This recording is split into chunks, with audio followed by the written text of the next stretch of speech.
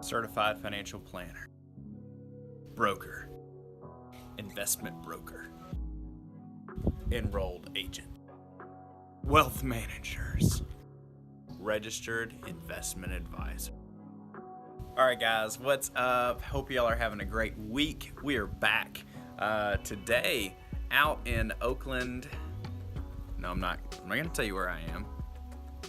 You'll find out.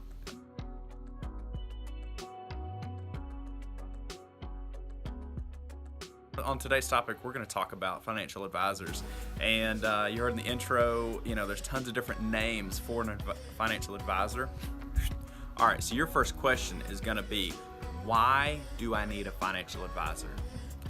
All right, so one of the most important things that our financial advisor did for us was he talked about the guardrails.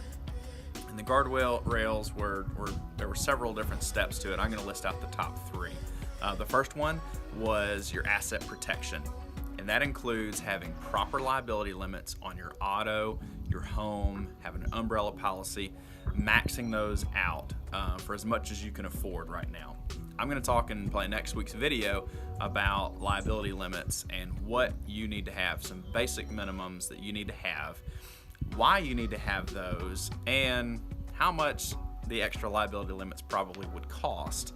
And it's really a no-brainer as to why you would not have high liability limits on your home, your auto, have an umbrella policy, and other stuff like that. So that was the first step that our financial advisor looked at. His next question was, how about life insurance? How much life insurance do you have? And originally I had $650,000. I've just recently, within the last 6 months, upped that to $1 million, and it's a 30-year policy. So I'm 27. That means that 57 is when that policy is going to expire. I'm going to talk about life insurance on another episode, so don't worry about that. I'll answer any questions that you have for that. So that was the first step. And then the next one is he wanted to make sure we had a will. How many people die without a will, and then all of their family members have to sort through everything and go, who do we have to pay? If there's a mortgage on the house or any debts, where does that stuff go?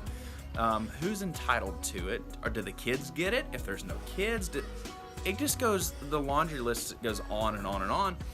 And sometimes if there's no will in place, it has to go through probate, which probate court can take months, if not years, to sort out. And so therefore, if there's a spouse or a kid who is in need of some of this assets and access to that, sometimes that's tied up in the court system and they can't even get access to it. So get a will done.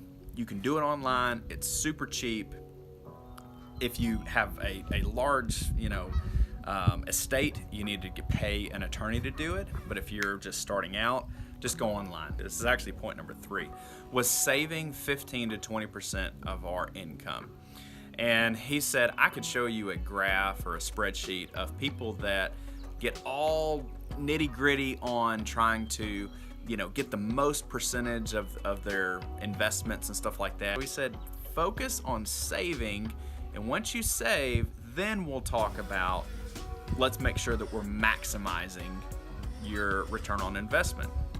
And yes, he's choosing good funds and other things like that to make sure that those are making good percentages. Don't get me wrong. But his point was make sure you're saving. If you're not saving properly 15 to 20% of your income, then you're never going to build wealth. You're never going to be able to retire with dignity. Side note, I don't know if you guys can see that back there. Yeah, we got a geese.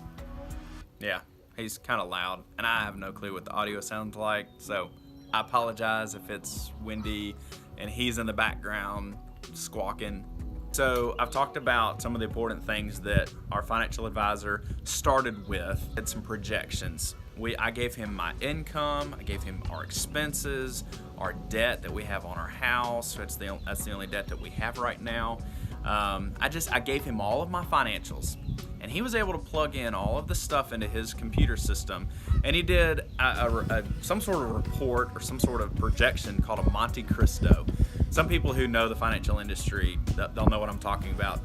I had never heard of it, so it was cool. So anyway, he showed me, just some projections. Now these are not guarantees on your investments. He said this is a high a dollar amount and this is a low dollar amount. And he said it blends all of the different market factors and statistical data and other stuff like that. And he basically gave us a projection of what we could expect if we invested and followed the plan that he had set out. Second to last point about our financial advisor is that he has everything. He has our entire, all of our income, expenses, all the investment accounts, access to, just where our bank accounts are located, where life insurance is, the name of my CPA, other stuff like that for tax returns.